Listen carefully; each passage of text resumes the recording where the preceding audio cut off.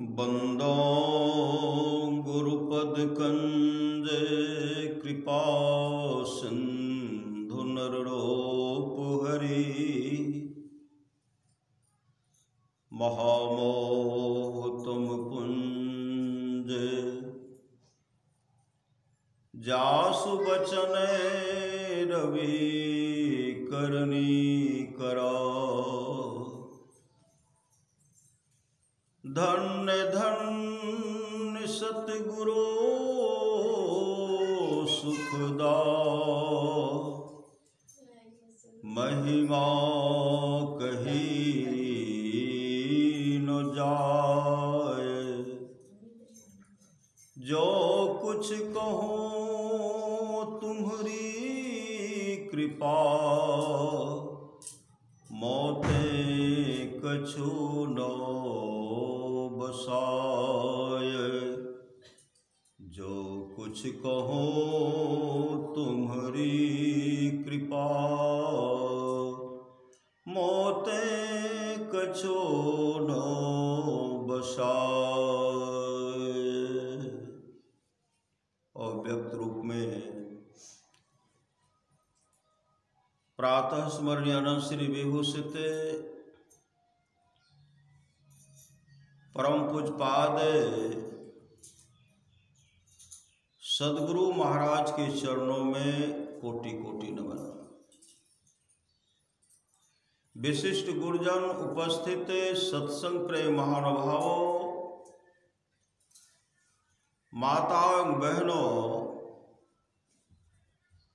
सभी के अंदर में बैठे हुए परमात्मा को कोटि कोटि नमन। परम संत बाबा देवी साहब की वाणी है, सच्चा शिष्य वह है जो गुरु को परमात्मा के तुल्य जानकर आदर करे। सच्चा शिष्य वह है जो गुरु को परमात्मा के तुल्य जानकर आदर करे। श्री रामचरितमानस सारसटे के सप्तम सोपान उत्तर कांड में आया है, भगवान श्री राम अपनी प्रजा को कहते हैं बड़े भाग मानुष तन पावा। बड़े भाग मानुष तन पावा, सुर दुर्लभ है सब ग्रंथ ही गावा। बड़े भाग से मनुष्य का शरीर मिलता है, यह शरीर देवताओं को भी दुर्लभ है। सुर दुर्लभ सब ग्रंथ ही गावा। साधन धाम मोक्ष कर द्वारा पाए निजेहि परलोक समारा। यह शरीर साधनों का धाम और मोक्ष का द्वार है। इसको पाकर जिसने परलोक मुक्ति को नहीं सुधारा तो सो परत्र दुख पावई। सिर धुनी धुनी पछताए, काल है कर्मेश्वर ही मिथ्या दोष लगाए। वह परलोक में दुख पाता है, सिर धुन धुन करके पछताता है। काल कर्म और ईश्वर को झूठी दोष लगाता है कि भगवान ने मेरे साथ अच्छा नहीं किया। अभी जो है देखते हैं हम लोग सत्संग कर रहे हैं, परमाराम महाराज की वाणी है, जिसके आसपास में सत्संग हो वहां के लोग घर में बैठे रहे, सत्संग में नहीं आवे नहीं जाए, समझिए ऐसे लोगों का भाग संस्कार बहुत गिरा हुआ है। ऐसे लोगों का भाग संस्कार बहुत गिरा हुआ। जिस सत्संग में हम लोग बैठे हुए, सत्संग टाटा बिरला के नसीब में लिखा हुआ नहीं है। टाटा को फुर्सत है भी सत्संग सुनने का, बिरला को है नसीब। बड़े बड़े जमींदार को देखिए, राजा महाराजा को देखिए, सत्संग करने का फुर्सत उनको नहीं है। लेकिन पहले के राजा लोग सत्संग करते थे। पहले के राजा लोग संत पीपा, सम्राट पीपा अपने जीवन के बागडोर को सदगुरु के हवाले किए। सम्राट पीपा से संत पीपा हो गए और भगवान श्री कृष्ण का दर्शन उनको हुआ था।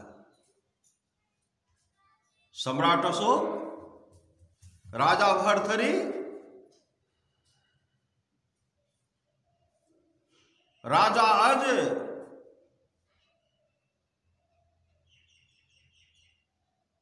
एक से एक महापुरुष है। राजा महाराजा को देखिए अपने जीवन के बागडोर को सदगुरु के हवाले किए थे।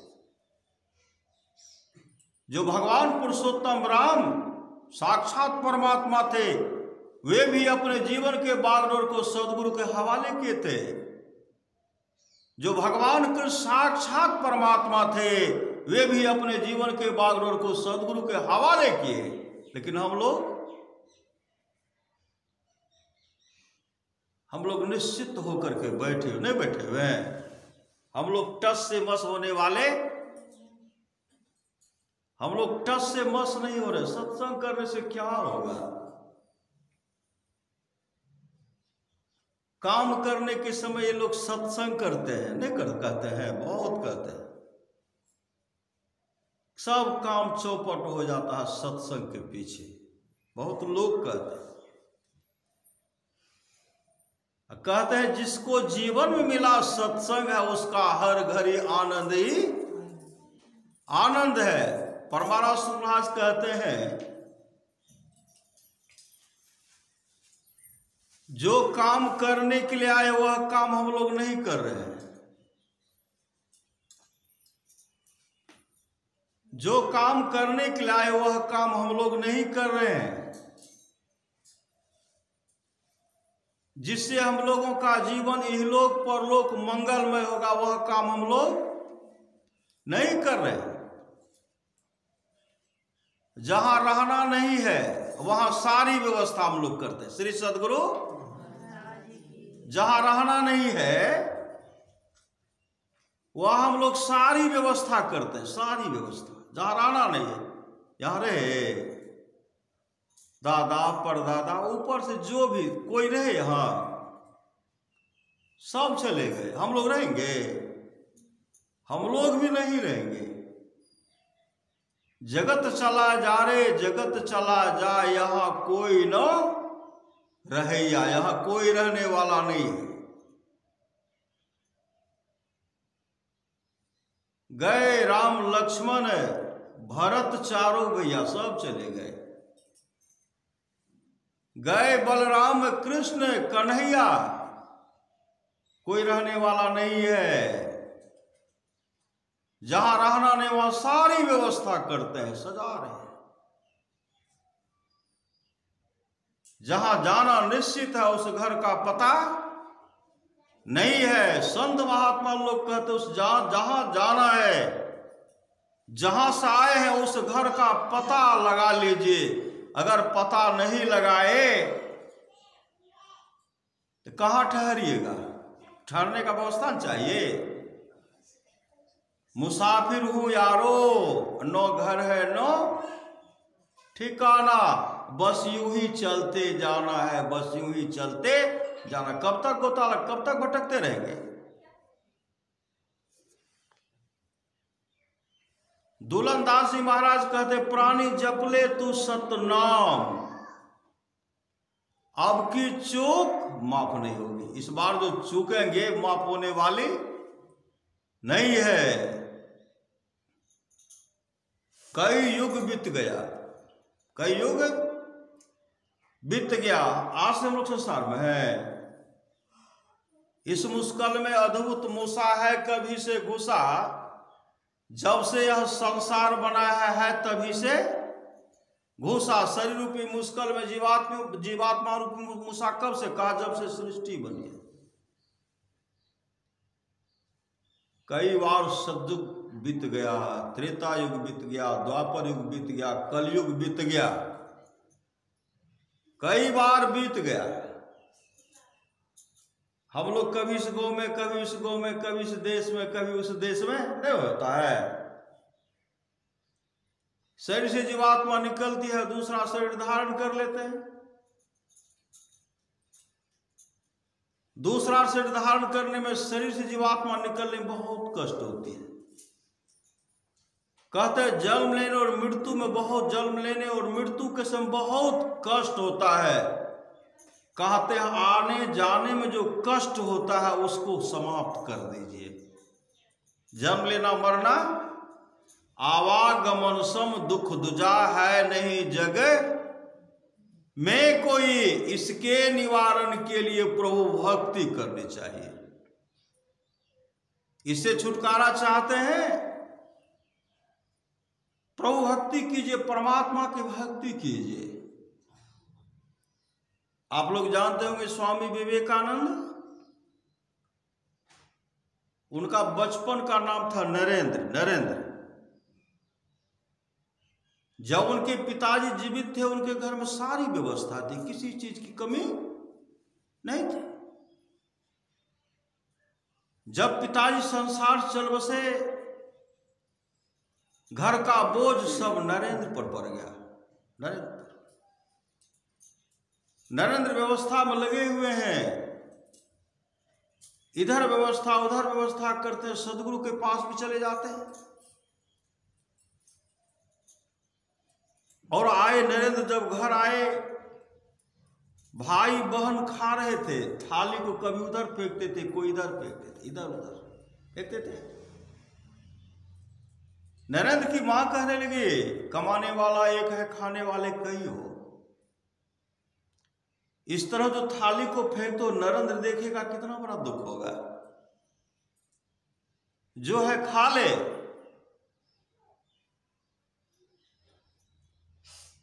स्वामी विवेकानंद के भाई बहन कहते हैं पिताजी थे अच्छा भोजन करते थे। आज उस तरह का सुंदर भोजन नहीं मिल रहा है, खाने में अच्छा नहीं लगता है। मां कह रही है नरेंद्र देखेगा सुनेगा तो उनको बहुत बड़ा दुख होगा, इसलिए खाओ। नरेंद्र तो देख भी रहे थे, नरेंद्र तो सुन भी रहे थे, कान सटा करके सुन रहे थे, क्या बोलते हैं, देख रहे, थाल को फेंक रहे, वह भी देखे। नरेंद्र सुने, नरेंद्र को बहुत दुख हुआ, वहां से दौड़ते हुए सदगुरु के पास आए। हे सदगुरु, मेरे घर में खाना दाना का अभाव हो गया है,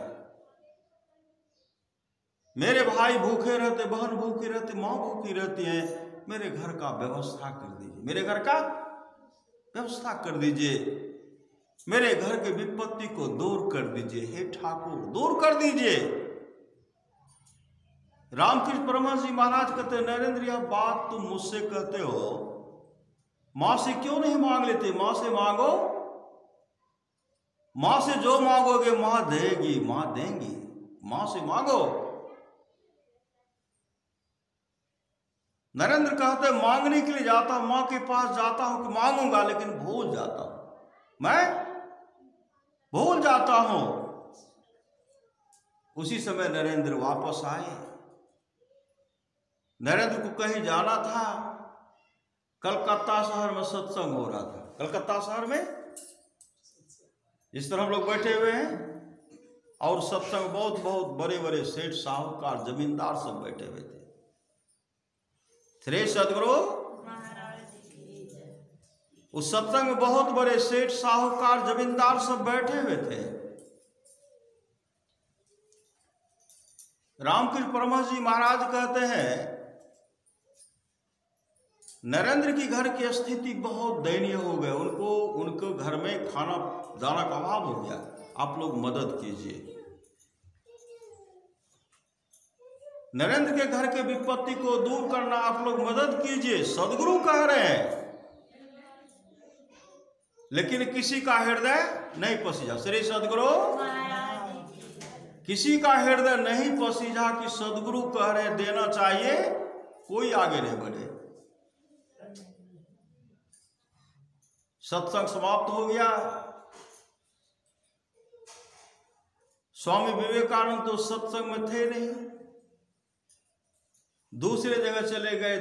जब दूसरे दिन उधर से आते हैं, किसी गुरु भाई ने कहा, किसी सत्संगी ने कहा कि आप कल सत्संग में नहीं थे। सत्संग में ठाकुर जी मतलब सदगुरु ने सब भक्तों से मांग किया है आपके घर के विपत्ति को दूर करने के लिए। आपके घर में खाना दाना का अभाव नहीं हो, उस दुख को विपत्ति को दूर करने के लिए सबसे मांग किए, लेकिन कोई मदद नहीं की, कोई मदद नहीं किए, कोई नहीं हाथ बढ़ाए। इस तरह जब कहते हैं तो स्वामी विवेकानंद के आंख में आंसू भर गए, भरभराने आंसू बराबर गिर रहा है। सदगुरु के पास गए और सदगुरु के चरण लिपट गए, लिपट करके रोने लगे और कहने लगे, हे ठाकुर, हे सदगुरु, मेरे लिए संसार के लोगों से मत कुछ मांगिए,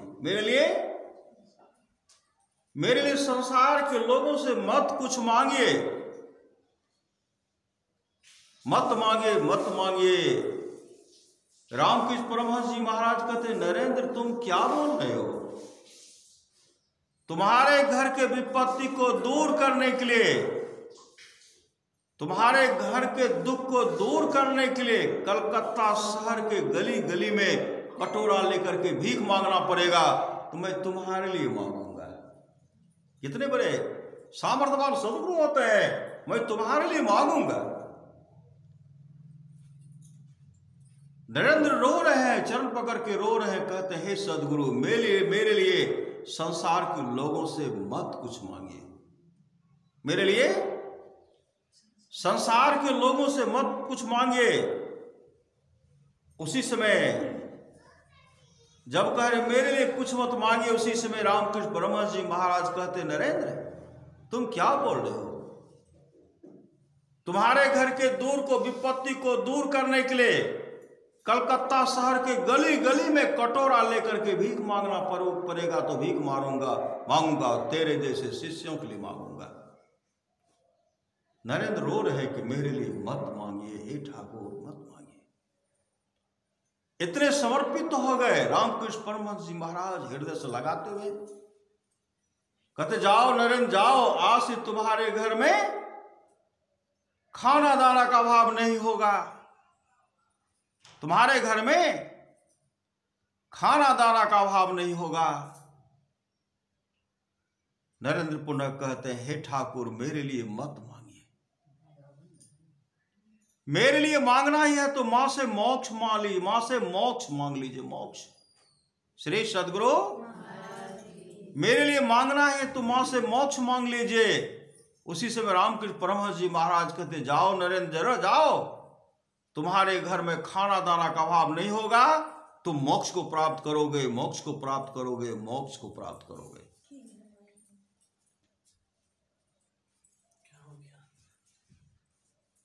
इतने समर्पित शिष्य थे और ऐसे सामर्थ्यवान सदगुरु थे।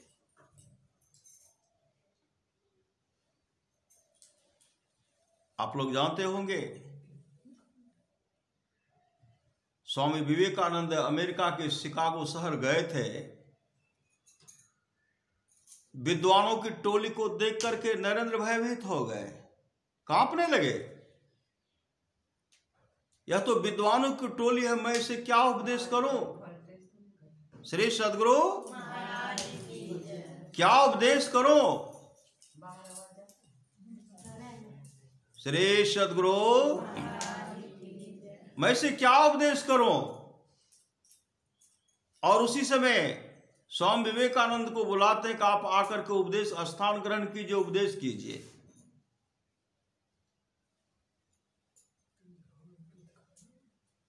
उसी समय वो अपने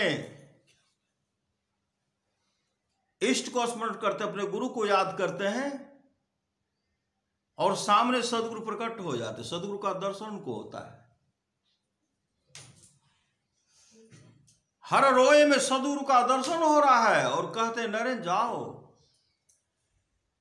कान में सटा कर कहते नरेंद्र जाओ उपदेश करो, जाओ नरेंद्र जाओ उपदेश करो। और जब उपदेश करने लगे तो सबों ने एक स्वर से कहा कि ये विद्वता के परे के विद्वान है। गुरु का दर्शन हुआ। इसलिए दादू दयाल जी महाराज की वाणी सुन रहे थे, साचा सतगुरु जे मिले सब सास समारे, दादू नाव चढ़ाई करी ले पार उतारे, दादू काढ़े काल मुख अंधे लोचन दे, दादू ऐसा गुरु मिलिया जीव ब्रह्म करी ले।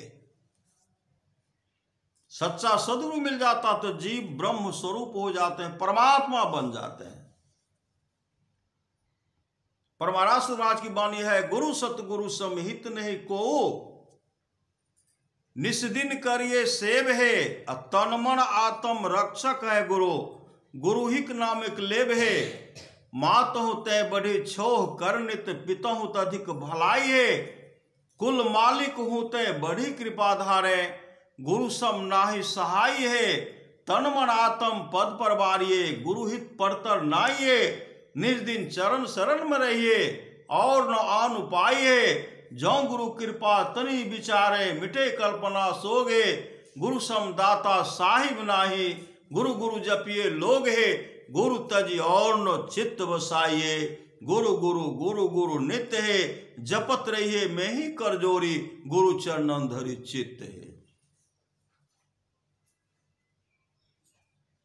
साचा सतगुरु जे मिले सब सास समारे, दादू नाव चढ़ाई कर ले पार उतारे, दादू काढ़े काल मुख अंधे लोचन दे।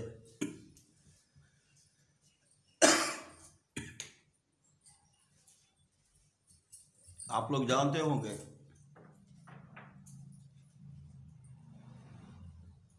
समर्थ रामदास जी महाराज की बहुत शिष्य थे, बहुत शिष्य। सम्राट शिवाजी भी समर्थ रामदास जी महाराज के शिष्य थे। श्री सदगुरु सम्राट शिवाजी को मलेरिया बुखार हो गया था।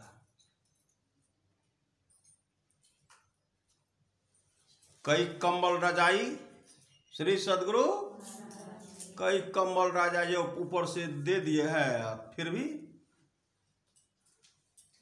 कम्बल जो है पूरा उछल रहा है, पूरा जार से थर थर उछल, समर्थ रामदास जी महाराज उछल रहे। किसी शिष्य ने कहा, गुरुदेव सम्राट शिवाजी महाराज आ रहे हैं। उसी समय समर्थ रामदास जी महाराज जो कम्बल ओढ़े थे, एकाएक उनको फेंकते हुए मलेरिया से कहते हैं, मेरा प्यारा शिष्य शिवाजी आ रहे हैं, अगर हमको देखेंगे थर थर करते उनको बहुत बड़ा कष्ट होगा, इसलिए तब तक आप मेरे शरीर पर से उतर जाइए। कम्बल को जैसे फेंकते हैं कम्बल चला गया दूर। समर्थ रामदास जी महाराज के शरीर में जो मलेरिया बुखार था वह भी चला गया कम्बल में। शिवाजी जब महाराज जब आते देखते हैं उधर कमल उछल रहा है। श्री सदगुरु कमल उछल रहा है और शिवाजी महाराज सदगुरु के चरण लिपट गए और सदगुरु को देख रहे हैं और जब नजर दौड़ाए तो कमल उछल रहा। का गुरुदेव, कमल के अंदर में क्या है? कमल के अंदर में क्या है? तो उठा करके देते तो कुछ है, लेकिन उछल रहा है।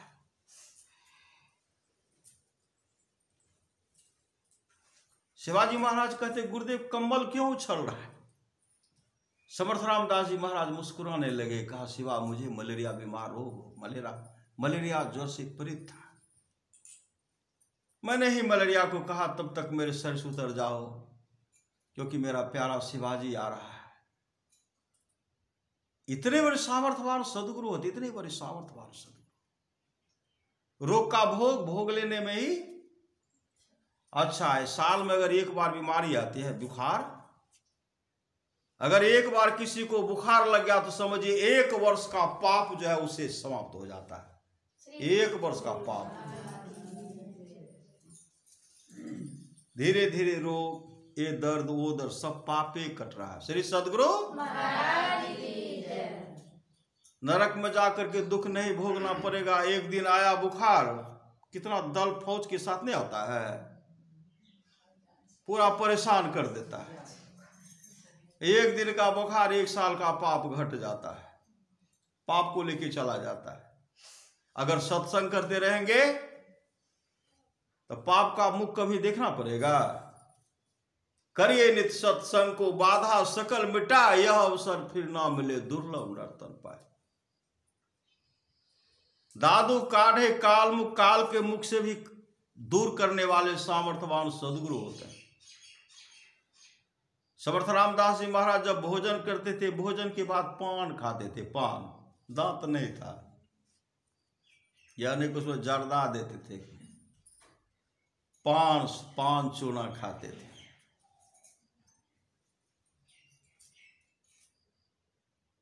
पान लगाने के लिए शिवाजी महाराज एक सेवक को नियुक्त किए कि सदगुरु को भोजन के बाद आप पान दीजिए। उस सेवक जो थे, उनके सेवा से समर्थ रामदास जी महाराज काफी खुश रहते थे। कुछ शिष्यों को जलन हो गई कि इनको सदगुरु अधिक चाहते हैं,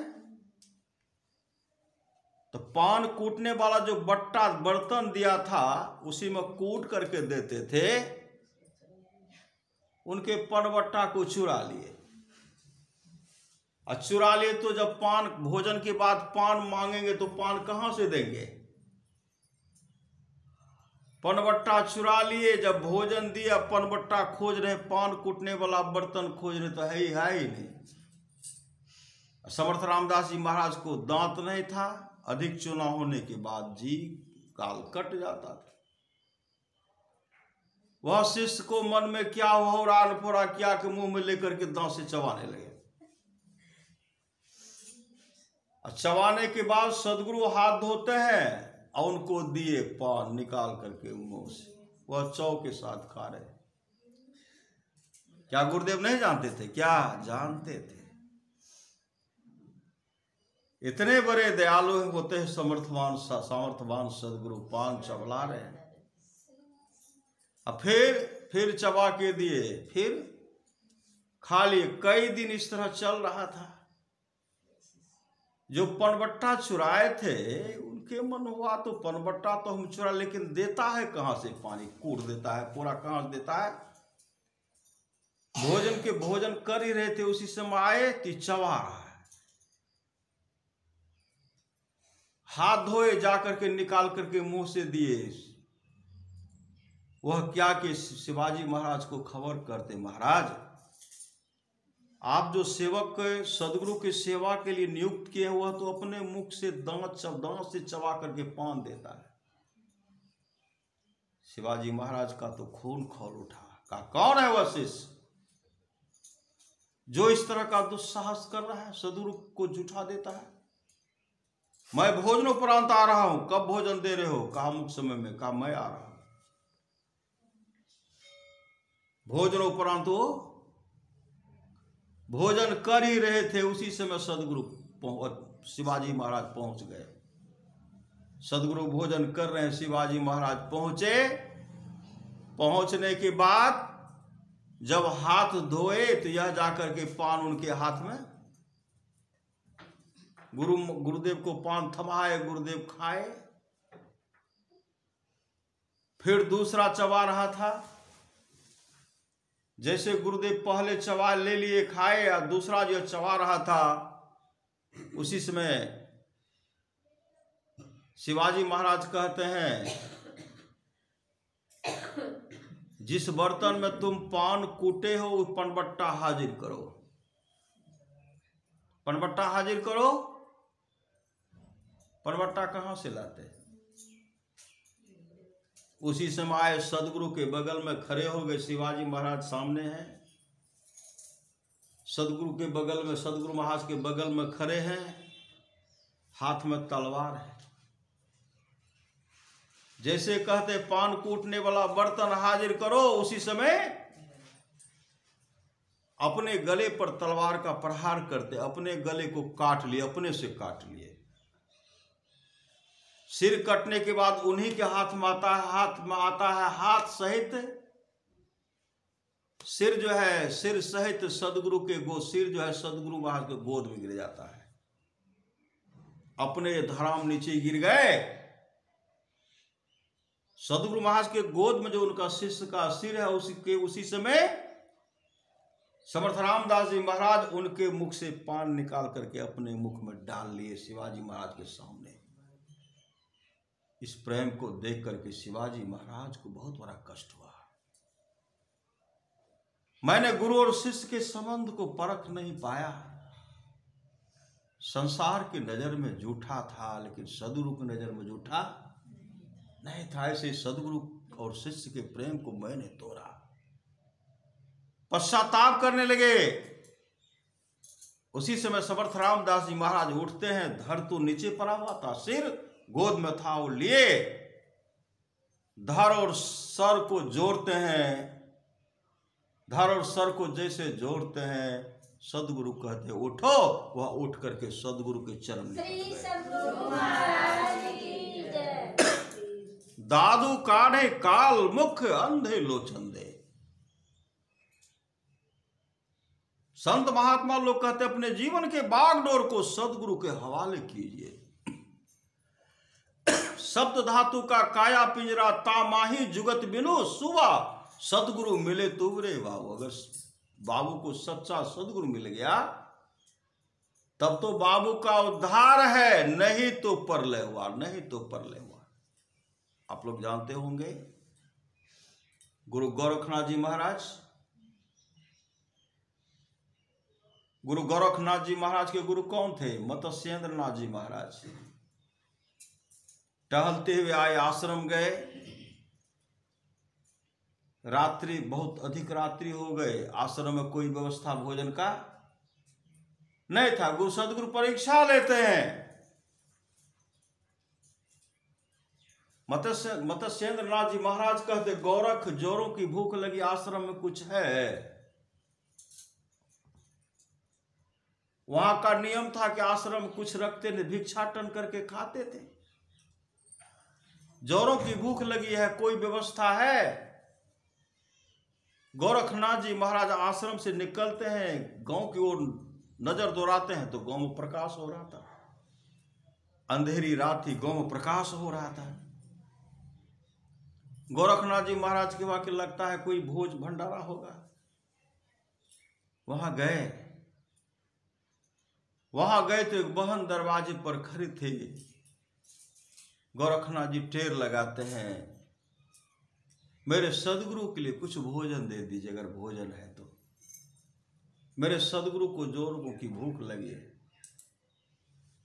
वह जो बहन थी भोजन का व्यवस्था दी। बाबा कई साधु हैं, साधु बताए इतने साधु हैं। सबके लिए भोजन दिए, उसमें दही बारा भी दिए। भात बरी करी, अब दही बारा दिए। लेकर के आए, जैसे सदगुरु के सामने रखते हैं। सदगुरु महाराज भोजन कर रहे हैं। माया मत्स्यनाथ जी महाराज भोजन कर रहे हैं, भोजन का बड़ाई कर रहे हैं। भोजन तो बहुत सुंदर लगता है, बहुत सुंदर लगता है। दही बारा तो बहुत सुंदर लगता है। कई आदमी का दही बारा दिए थे, बड़ाई करते करते सब दही बारा खा गए। अब रात्रि का समय था, कम से कम कहना चाहिए, कब नहीं चाहिए। क्या कहते, अगर एक दो होता तो और अच्छा होता, एक दो और। गोरखनाथ जी कहते हैं गुरुदेव मैं आ रहा हूं। पुनः वहीं गए। वहीं जब गए तो कहते हैं माई मेरे सदगुरु के लिए एक दो दही बारा और दे दो मां। वह माई कहने लगी तुम बोले कि इतने साधु तो सबके लिए हम पूरा दे दिए, तेरे सदगुरु ही सब कुछ खाए, तू नहीं खाए? कहा नहीं। कहा कई का दिया फिर भी तेरे सदगुरु खा गए।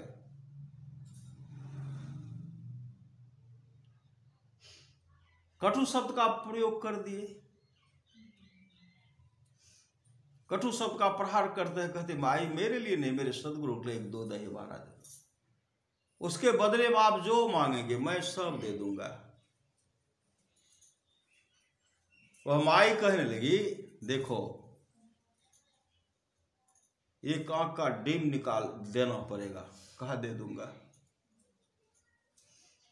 वह अंदर गई, दही बारा लेकर के जैसे दरवाजे पर आई, हाथ में जैसे कहते लीजिए बाबा। लीजिए बाबा, तो एक आंख का डिम निकाल करके हाथ में रखे हुए थे, आंख से खून की धारा बह रही, हाथ खून से लथपथ है। दही बड़ा लिए, इनको दही बड़ा दिए, उसके बदले में कहते माई आंख का डिम ले लो माँ। माई तो मूर्छित होकर के गिर गए,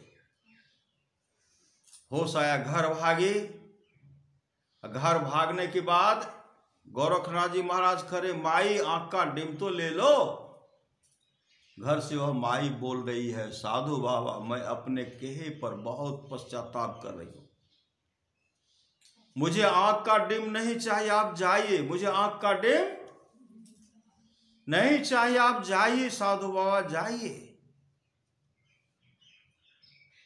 उसी समय एक हाथ में दही मारा, पट्टी बांधे, आंख पर पट्टी बांधे, एक हाथ में डिम है, हाथ तो खून से लथपथ है। जब सदगुरु के पास गए, पट्टी बांधा हुआ था, हाथ से खून लथपथ था, एक हाथ में दही बाड़ा, जैसे सदगुरु को रख देते हैं, सदगुरु वहां दही बाड़ा लेते हैं। जब इधर देखते हैं, गोरख तेरे माथे में पट्टी, हाथ खून से लथपथ है। कहा गुरुदेव थोड़ा कष्ट हो रहा है। कहा हुआ क्या बेटा, सच सच बताओ। अब नहीं बता रहे, गुरुदेव खा लेंगे तो अच्छा होगा, नहीं तो नहीं खाएंगे। सदगुरु कहे बताओ क्या होगा, तब सारी घटना बताए, ये सब बात है, ऐसे ऐसे हुआ। कहा दही बड़ा लोगे तो एक आंख का डिम देना पड़ेगा। मैं तो निकाल करके रख लिया, लेकिन वह माई ने नहीं लिया। कहा बेटा आंख का डिम कहाँ है, मुट्ठी खोलते हैं। उसी समय मत्स्यनाथ जी महाराज आंख का डिम हाथ में लेते हैं, पानी में धोते हैं, आंख पर जैसे दाबते हैं, देखने की मतलब दृष्टि आ गई, संसार को देखने की दृष्टि आ गई, दिव्य दृष्टि भी खुल गई। ऐसे होते सामर्थ्यवान सदगुरु। गुरु हरि चरण में प्रीत हो युग काल क्या करे, कछुए की दृष्टि दृष्टि हो जंजाल क्या करे। परमाराष्ट्र महाराज की वाणी है, थोड़ा सा भी सत्संग करो बड़ा लाभ होता है। हम लोग सत्संग कर रहे हैं, यह सत्संग पुण्यतिथि के अवसर पर कर रहे हैं हम लोग। सबके जन्मदिन, सबके छठी शिला, सबके मुंडन संस्कार के अवसर पर सत्संग नहीं होता। सबके पुण्यतिथि के अवसर पर सत्संग नहीं होता। जो बहुत बड़े भाग्यशाली होते हैं, बाद में भी उनको याद किए जाते हैं, बाद में उनको ये याद करना हुआ, याद करना हुआ, याद कर रहे। और परमात्मा से संत सदगुरु महाराज से प्रार्थना करते हैं कि वह आत्मा जहां कहीं भी उनको शांति मिले, शांति मिले। यह सत्संग का फल है। करिए नित सत्संग को बाधा सकल मिटा, यह अवसर फिर ना मिले दुर्लभ न करता है। का सत्संग नित कीजिए, जो भी बाधा है, विपत्ति है, मिट जाएगी। यह अवसर, यह मौका फिर हाथ आने वाला नहीं है।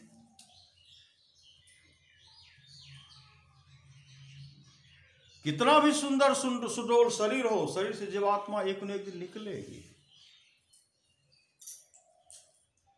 निकलेंगे। आए हैं सो जाएंगे, राजा रंग फकीर, एक सिंहासन चढ़ी चले, बंधे जात जंजीर। हम लोग उन आत्मा की शांति हेतु सत्संग कर रहे हैं, नहीं कर रहे हैं। फौजी साहब की आत्मा को, शत्रुघ्न बाबू की आत्मा को शांति मिले। कहीं भी आत्मा है, किसी न किसी रूप में है। आज उनकी धर्मपत्नी, बाल बच्चे के द्वारा यह सत्संग का आयोजन किया गया। भगवान प्रहलाद से, भक्त प्रहलाद, भगवान नरसिंह भक्त प्रहलाद से कहते, प्रहलाद किसी भी कुल में अगर मेरा एक भी भक्त हो जाता है, वह 100 पीढ़ी को तार देता है, 100 पीढ़ी को उद्धार कर देता है। वह भक्त के द्वारा उद्धार होता है। राजा कवास के 21 पीढ़ी तक का राजा नरक में पड़े हुए थे, सब साकर थे। कोई अपने जीवन के बागडोर को सदगुरु के हवाले नहीं किए थे। 21 पीढ़ी तक का राजा नरक में पड़ा हुआ था और जमदूत मुकदर से पिटाई कर रहे थे, चीखते थे, चिल्लाते थे, बचाओ बचाओ बचाओ। कौन बचाएंगे? गुरुबिन कौन मिटावे भवदु, गुरुबिन कौन मिटावे रे, गुरुबिन कौन सहाय नरक में, गुरुबिन कौन सहाय रे। चीख रहे थे, चिल्ला रहे हैं। जमराज कहते अगर तुम्हारे वंशज के लोग सत्संग करवाते तो तुम्हारा उद्धार हो जाता। तुम्हारे वंशज के लोग सत्संग करवाते तो तुम्हारा उद्धार हो जाता। 21 पीढ़ी तक का राजा जो था, जो नरक में पड़ा था, राजा कवास को स्वप्न में कहते, कवास हम लोग धन संपत्ति को बटोरने, अमूल जीवन को बर्बाद कर दिया, अपने जीवन के बागडोर को सदगुरु के हवाले नहीं किए। नो जीवन में सत्संग, नो दान, नो पुण्य, किसी तरह का शुभ काम नहीं कर पाए। अगर शुभ काम करते, सत्संग करते तो आज हमारी ये दुर्गति नहीं होती, आज हम अच्छे लोक में रहते। इसलिए तू सत्संग करवा ले। स्वप्न टूटा, संत सदगुरु के पास गए और संत से आग्रह करते हैं, हे सदगुरु मेरे यहाँ सत्संग कर दीजिए, हमको भजन भेद भी दे दीजिए। सदगुरु उनको समय दिए, संत सदगुरु उनके पास आए।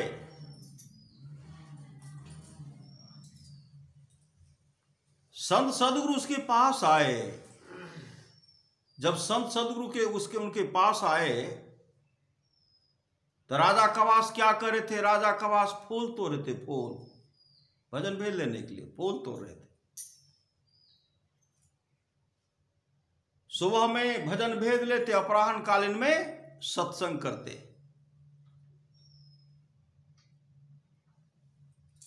फूल तोड़ ही रहे थे, राजा कवास फूल तोड़ ही रहे थे। उधर से पंडित जी आए। पंडित जी कहते, महाराज अपने से फूल तोड़ रहे हैं, क्या कीजिएगा? राजा कवास कहते, आज हम भजन भेद लेंगे, आज मेरे यहां सत्संग भी होगा, आप सत्संग में आइए। पंडित जी कहते, महाराज अभी तो खरमास चल रहा है, खरमास में सत्संग नहीं होना चाहिए, बड़ा समस्या है। खरमास में सत्संग, खरमास है, मलेमास है, उसमें सत्संग नहीं होना चाहिए। यह अच्छा मुहूर्त नहीं है। और उनके मन में यह था, अगर तो भजन भेद लेंगे, सत्संग कराएंगे, बराबर सत्संग कराते रहेंगे, कोई पूजा पाठ तो कराएंगे नहीं,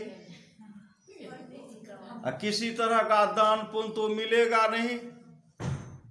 एक दिन सत्यनारायण भगवान का कथा कहते थे तो 1 साल का अनाज मिल जाता था, दान पुण्य काफी मिल जाता था, और साल में कई बार कर लेते थे। मन में हो गया छल कपट।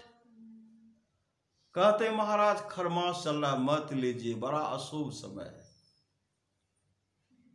राजा कवास कहते, नहीं आज तो हम भजन भेद लेंगे ही, मेरे यहाँ सत्संग में आइएगा।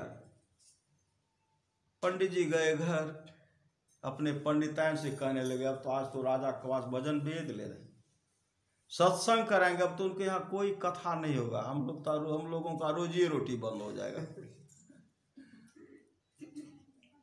पंडिताइन आई, महारानी से कहने लगी, महारानी भी स्नान करके तैयार है, महारानी भी भजन भेद, आज महारानी भी भजन भेद लेते। श्री सदगुरु महाराज, श्री सदगुरु महाराज भजन भेद ले, रानी भी तैयार हो रही है, मैं भी लूंगी। श्री सदगुरु पंडिताइन महारानी कहने लगी, महारानी पता है आपको खरमास चल रहा है, अच्छा मुहूर्त नहीं है, का भजन भेद तो हम भी लेंगे। कहा मत लीजिए, भूल से मत लीजिए, महाराज कोई भजन भेद लेने के लिए मत दीजिए, खरमास चल रहा है। महाराज भजन भेद लेंगे, महाराज बन जाएंगे सन्यासी, महाराज बन जाएंगे, महाराज सन्यासी बन जाएंगे, राजपाट छोड़ करके घनघोर जंगल चले जाएंगे। आप राजमहल को, राजपाट को, राजगद्दी को संभालिएगा। अभी देखते हैं इस राजा पर वह, उस राजा पर वह चढ़ाई करते हैं। श्री सद्गुरु दूसरे राजा आप पर चढ़ाई करेंगे। अभी तो आप महारानी हैं, राजरानी हैं, दूसरे राजा पर चढ़ाई करेंगे, आपको बंदी बना करके लेके चले जाएंगे। वहां ले जाएंगे तो आपसे दासी का काम कराएंगे, नौरी का चौका बर्तन करवाएंगे। रानी का माथा तो ठनक गया, सही बात है। देखते यह राजा, मेरे महाराज तो बोलते थे कि अमुक राजा अमुक पर चढ़ाई किए, अमुक पर चढ़ाई किए तो उनके सबको हर के लेके चले गए, मेरे साथ तो यही होगा। महारानी गए महाराज के पास, रोने लगी, महाराज मत लीजिए, खरमास है। श्री सद्गुरु महाराज खरमास है, महाराज खरमास है, महाराज खरमास है। रोने लगी। का एक विचार बदल गया, कहते हैं सद्गुरु छोड़ दीजिए, आज भजन भेद हम नहीं लेंगे, छोड़ दीजिए, सत्संग भी नहीं होगा, खरमास चल रहा है। संत सद्गुरु वापस चले गए। अब पंडिताइन का काम बन गया। खुशी से गए महाराज के पास, पंडित जी के पास। महारानी तो बात मान गए, कहा चलिए बहुत अच्छा हुआ। अब पहले से मुगदर का पिटाई चल रहा था नरक में, जैसे राजा कबास का विचार बदलता है, फिर मुगदर चलने लगा। काफी पिटाई हो रही है। 21 पीढ़ी तक का राजा जो नरक में पड़ा हुआ था, बचाओ बचाओ बचाओ, कौन बचाएंगे? गुरुबिन कौन मिटावे भवदुख, गुरुबिन कौन मिटावे रे, गुरुबिन कौन सहाय नरक में, गुरुबिन कौन है सहाय रे। पिटाई जो चल रही है, चीख रहे चिल्ला रहे, मुगदर से पिटाई कर। उसी समय देवर्षि नारद वहां खड़े थे। देवर्षि नारद कहते हैं पहले तो मारपीट नहीं हो रहे थे, मारपीट बंद था, अब फिर मारपीट क्यों हो रही है? श्री सद्गुरु तब क्या कहते हैं, राजा कबास, श्री सद्गुरु राजा कबास भजन भेद लेने का विचार किए थे। उनके यहाँ सदगुरु का पदार्पण हुआ था। जमदूत की मार जो थे मुगदर बंद करके सब इनके सेवा में लगे हुए थे। राजा कबास का विचार बदला, पंडित के फेर में अपने विचार को बदल दिए, पुनः मुगदर चल रहा है। जब पिटाई कर रहे, चीख रहे, चिल्ला रहे, बचाओ बचाओ बचाओ, जमराज कहते कौन बचाएंगे? राजा कबास भजन भेद लेने के विचार किया, सत्संग कराने का विचार किए थे, इसलिए मुगदर की मार नहीं चल रही है। जमदूत तो काफी पीटो, पिटाई शुरू, चीख रहे चिल्ला रहे हैं। देवर्षि नारद कहते इतना मत पीटिए, इतना मत पीटिए। जमराज कहते अपने जीवन में कोई शुभ काम नो दान, नो पुण्य, नो सत्संग, नो भजन, खाने पीने में जीवन को बर्बाद कर दिए।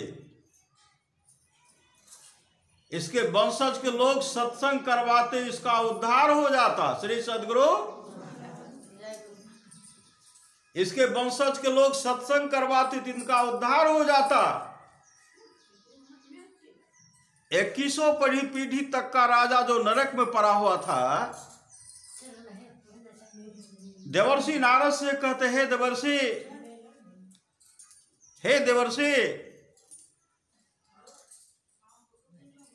कम से कम आप राजा कवास को जाकर के समझाइए और उनको कहिए पंडित के फेर में नहीं रह करके पत्नी को भी डांटे, पंडित को भी डांटे और पंडिताइन को भी डांटे। अगर मनाही करने के लिए आता है तो डांटे। हम 21 पीढ़ी तक का राजा पूरे राज को सजा करके धन संपत्ति को बटोर बटोर करके रखे थे, न कोई दान न पुण्य के। आज उसी धन का उपभोग कर रहा, खा रहा, और हम लोग नरक में पड़े हुए। कह रहे उनको सत्संग कराने के लिए, कह रहे सदगुरु धारण करने के लिए, नहीं मान रहा है। उनको डांटते हुए कहिए, पत्नी को भी डांटे, पंडित को भी डांटे, पंडितायन को भी डांटे। देवर्षि नारद जब नरक के वर्णन करने लगे, काफी कष्ट हो रहा है, धिक्कार है आपको। आपके वंशज नरक में पड़े हुए और आप निठल्ले मतलब बैठे हुए हैं। नरक में आपको भी जाना पड़ेगा, बहुत दुख भोगना पड़ेगा। अय कवास, कल्याण चाहता है तो अपने जीवन के बागडोर को सदगुरु के हवाले करके अपने जीवन को भी बना लो, अपने वंशज पूर्वज को भी उद्धार कर दो। तुम्हारे वंशज के लोग कहे पंडित को डांटने के लिए, पंडितायन को डांटने के लिए, रानी को भी कहे डांटने के लिए। जैसे संत देवर्षि नारद कहते हैं, उनको सवार हो गया। पुनः संत सदगुरु के पास गए। जब आए, संत सदगुरु आए कि मेरे यहां हमको भजन भेद दे दीजिए, सत्संग कर दीजिए। राजा कवास फूल तोड़ रहे थे, फिर दौर से पंडित जी आते। पंडित जी कहते, महाराज आज क्या कीजिए? कहा आज भजन भेद लेंगे, सत्संग भी होगा। कहा महाराज खरमास चल रहा है। राजा कवास कहते, भागते हो कि नहीं? ऐसी बाही पकड़ो इसको। पंडित जी भागे। श्री सदगुरु पंडित जी भागे। पंडित जी के घर पंडितायन को भेजे। पंडितायन फिर आने के लिए आकर के महारानी कह रहे, महारानी भी तैयार है। कहते आज महाराज कहाँ भजन भेद लेंगे? महारानी पंडितायन की माथा में लिखा हुआ दुख, भाग में लिखा हुआ दुख, जी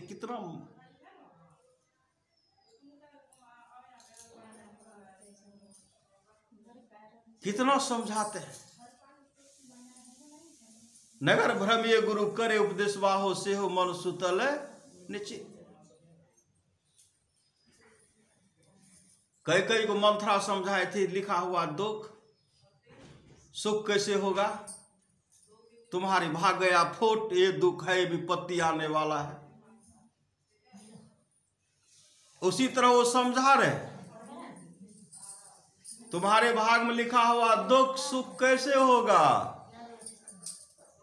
तो भागहीना है। तरह तरह का कुवचन का प्रयोग कर रहे हैं पंडित है। फिर रानी आकर के रोने लगी। राजा कवास देख रहे, फिर रानी को रो रही है, पंडितायन बगल में खड़ी है। कहा भजन भेद लो जल्दी से। रानी को भी डांटे, भजन भेद लो जल्दी से, हमारे वंशज पूर्वज के लोग नरक में दुख भोग रहे हैं। अब पंडितायन पंडित को सिपाही से कहते पकड़ो पंडितायन को। पंडितायन भी भाग। श्री सदगुरु तब भजन भेद लिए। अब भजन भेद लेने के बाद अपराह्न काल सत्संग करवाए। सत्संग जैसे समापन की ओर जा रहा था, समाप्त हुआ सत्संग। उसी समय 21 पीढ़ी तक के राजा के लिए स्वर्गलोक से विमान आता है। स्वर्गलोक से विमान आता है। विमान पर बैठ करके 21 पीढ़ी तक का राजा नरक से निकल करके विमान पर बैठ करके स्वर्गलोक को चले गए। सत्संग का फल है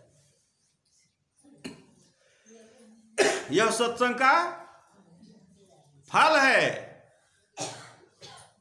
इसलिए सत्संग को कभी जीवन में सत्संग को मत छोड़िए। जो लोग बहुत दिनों से सत्संग करते आ रहे हैं, अभी कर रहे हैं, आगे भी करेंगे, वे महासुख के भागी होंगे। एक दिन का सत्संग जो है नरक लोक से निकाल दिए। हम लोग सत्संग सब दिन करते रहे, आज से कर रहे हैं, बहुत दिन से कर रहे हैं। कितना बड़ा सुख का ढेर हो गया होगा पता तो दिखलाई तो नहीं पड़ रही है। जब यहां से चलेंगे, जब सुख उस सिंहासन पर बैठेंगे, तब कहेंगे ओह सत्संग की तो एक गद्दी मिली, और करते तो और मिलते, है नहीं मिलते। इंद्रलोक, ब्रह्मलोक, वैकुंठ लोक, सब लोग आत्मस्वरूप का दर्शन कर लेंगे। मतलब परमात्मा का धाम, परमात्मा और हम में कोई अंतर नहीं होगा। एक न एक दिन सबका काम बनेगा। यह मत कहिए कि हम तो कम्मे दिन से करते हैं।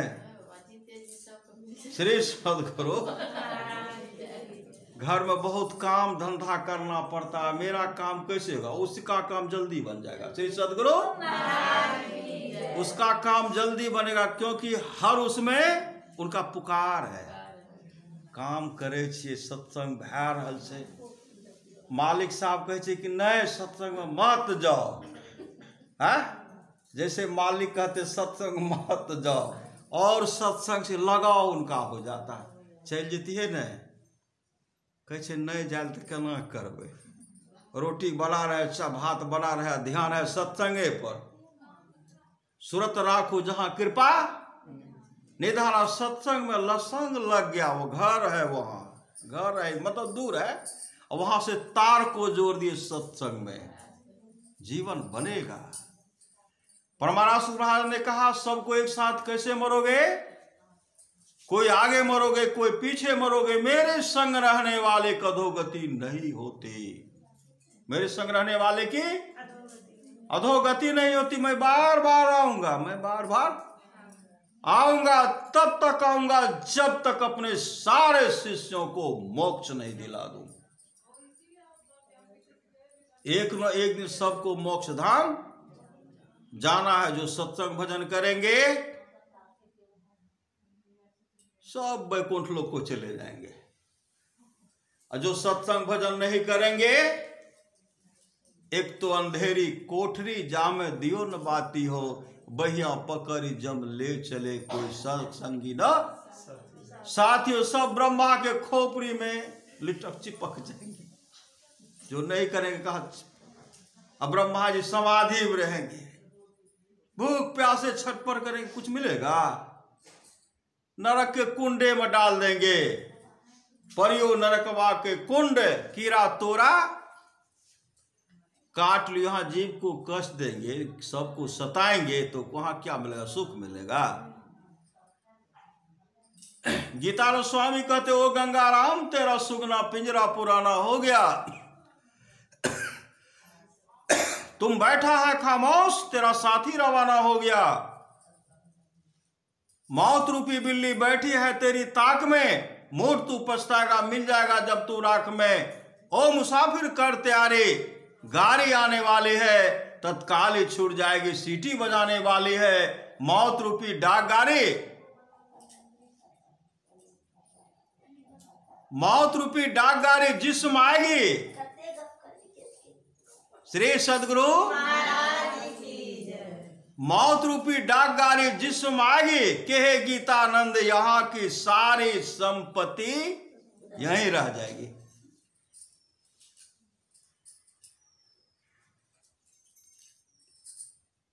एक समय की बात है, कुप्पा घाट में ध्यान शिविर का कार्यक्रम चलता था। बहुत गुरु महाराज के समय की बात है। योगानंदवाद को भार मिला। देखिए सब आदमी जो है ध्यान बैठे बढ़िया से, उनका व्यवस्था में लग गए। श्री सद्गुरु व्यवस्था में जो लग गए ना, तो देख रहे हैं आवाज हो रही है।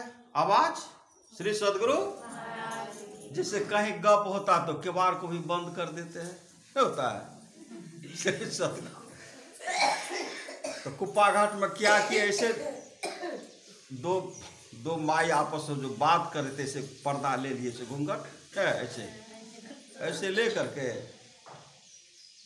और ले करके जो है अब जो है, और दोनों ऐसे ऐसे बात कर रही है। योगानंद बा घूर रहे हैं, कहाँ ये बात हो रही है, पते नहीं चल रहा, सब तो ध्यान में बैठे हुए। श्री सदगुरु वहां तक घूमते घूमते पता चल, कोई कह रहा है बुझलो न, कह हाँ बुझ गया, यही सब बात सब चल रहा था। योगानंद बा कहे माय जी घर पर गप करते करते आश्रम में लिए तो गप नहीं सटल, ध्यान बैठले तैयो सटल गप, आके सावधान हो गए। श्री सदगुरु जहाँ जहाँ मन भग जाए ताही तह से तत्क्षण। एक माई गए थे जगह, ध्यान शिविर का कार्यक्रम था। श्री सदगुरु घर से ले गई थी, कुछ भोजन ले गई थी, ध्यान में बैठ गए। श्री सदगुरु पर्दा ऐसे है बड़ा समस्या है, सब तो ध्यान बैठे या कर कर कुरकुर क्या हो रहा है, दांत में चबा रहे थे कुरकुर। श्री सदगुरु कहते घर पर बैठ करके भर पेट भोजन कर लीजिए ना, और उसमें भी चरा चरा चर चर। श्री सदगुरु इसलिए सच्ची घटना इसलिए हम बताए, मतलब मन कैसा है, मने ने करा दिया, 1 घंटा के बातें खाती तो नहीं होता है, मने ने हुआ गप नहीं करते तो नहीं मन था, काम नहीं बनता। मन बहुत शैतान है, मन तो भजन करने के लिए देता ही नहीं है। यह सुमन अगर हो जाए, सुमन बेमन होता, बेईमान मन, सुमन अच्छा मन होता है। अगर सुमन हो गया तो समझिए इहलोक परलोक दोनों मंगल में हो जाए। अब बेमन है, बेईमान है, मन बेईमान है तो मन नहीं पकड़ा जाए, बहादुर जवान है, करत रहे खुरखुंद वाला शैतान है, मन का कहा अनुमान ये मन है पक्का चोर, बीच नदी में ले जा करके देगा आपको छोड़, तैरने के लिए नहीं आता है।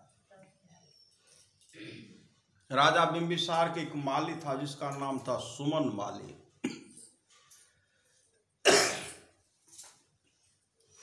राजा के पास उनको प्रत्येक दिन सुमन माली उनके लिए फूल ले जाते थे, गिनती के साथ फूल ले जाते थे,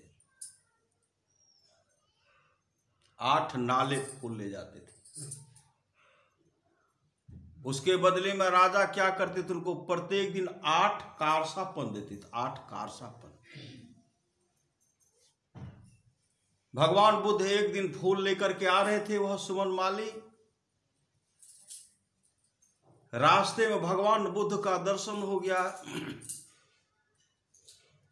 सुमन माली के मन में हुआ कि आज इस फूल से भगवान बुद्ध का पूजा करूंगा, भगवान बुद्ध को पूजूंगा इस फूल से। फिर मन हुआ कि वहां जो राजा के पास ले जाना है, राजा तो डांटेंगे। सुमन माली के मन हुआ नहीं, जो भी डांटेगा डांटेगा, लेकिन आज मैं भगवान को चढ़ाऊंगा, पूजा करूंगा। 8 नाले फूल जो था उसे भगवान का पूजा के लिए सब भगवान को चढ़ा दिए।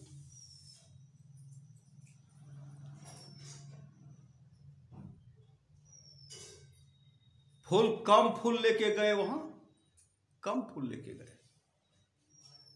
राजा बिंबिसार कहते हैं आज फूल कम है, क्या तुमको मेरा डर भय नहीं है कि हम जो आज इतना फूल चढ़ाते तू क्यों कम लाया? कहा महाराज मैं फूल लेकर के आ रहा था,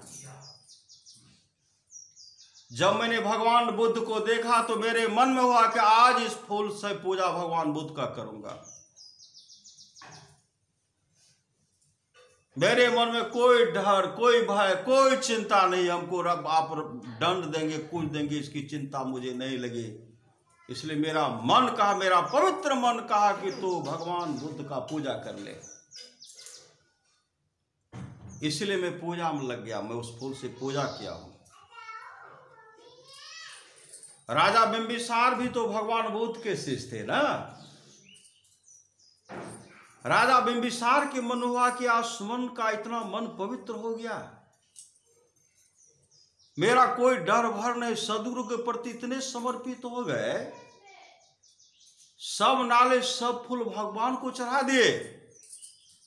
राजा बिंबिसार प्रसन्न हो गए। क्या कर जानते हैं, पहले राजा बिंबिसार तो मात्र 8 कारसापन देते थे, उस दिन राजा बिंबिसार उनको 8000 कारसापन दिए। 8000 कारसापन, 8 गांव,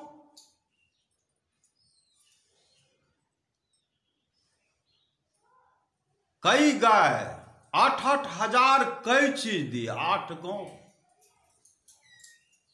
8 अपूर्व सुंदरी अलंकृत स्त्रियों को दी उनकी सेवा के लिए।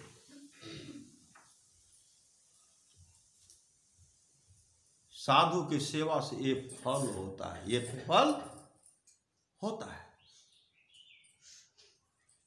आज सुमन को किसी चीज की कमी रही, 8 गांव का मालिक बन गया, नहीं बन गया?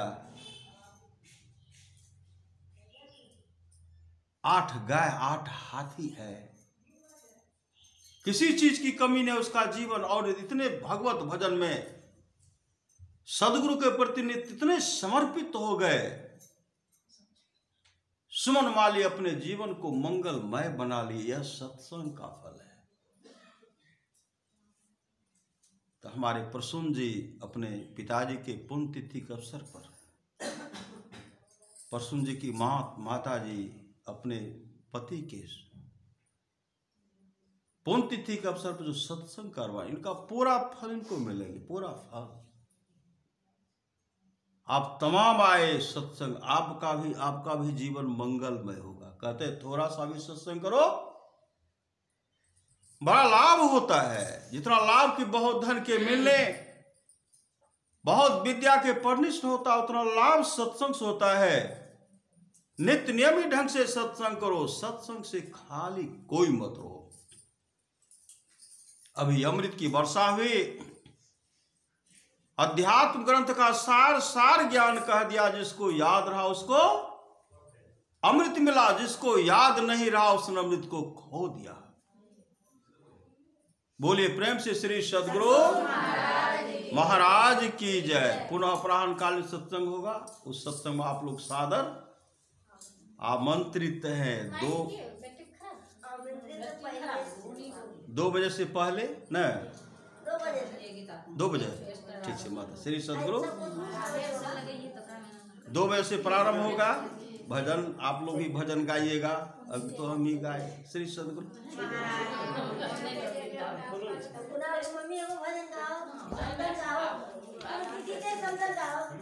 श्री सद्गुरु महाराज की जय। बैठो, है सुनो,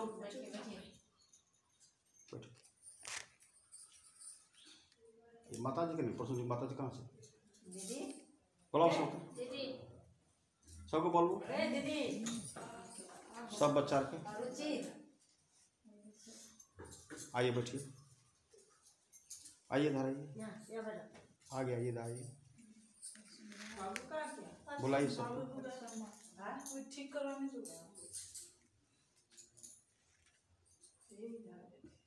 आगे आइए, अपने